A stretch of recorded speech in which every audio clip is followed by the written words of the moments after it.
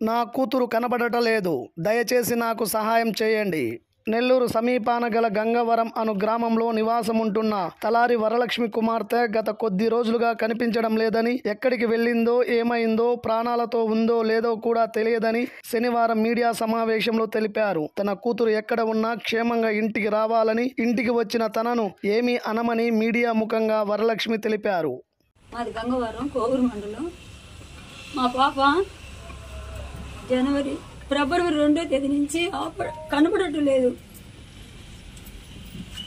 అప్పటి నుంచి ఎతుకుతున్నాము.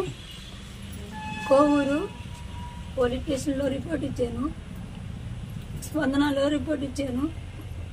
సార్ వాళ్ళు ఎతుకుతున్నామమ్మా అని చెప్తున్నారు, కానీ మా పాప ఉందా లేదా అని తెలియట్లేదు సార్. దయచేసి నా బిడ్డ నాకు తెచ్చేయమని కోరుతున్నాను. ఈ వంశీ ఫార్మసీ చేయించాను సార్, నా బిడ్డని కష్టపడి కూలి నాలు చేసి.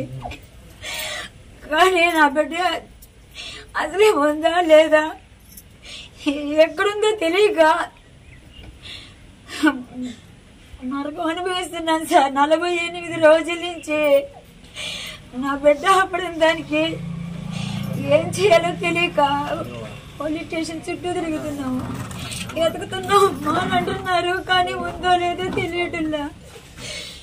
ఎక్కడుందో ఏడుందో అమ్మా అయ్యిందమ్మా, రానైనా నీకోసం నేను ఎదురు చూస్తున్నాను.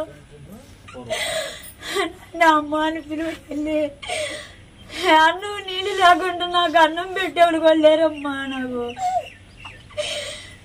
నా బిడ్డ అంటే నాకు ప్రాణం సార్. నాకు మగ బిడ్డ మీద కూడా ఉండేది లేదు సార్. నా ఆడబిడ్డ నేను బంగారంగా చాక్కొని చదివించాను. నా బిడ్డ ఏమైందో తెలియటం లేదు సార్. నాకు నా బిడ్డ నాకు కావాలి.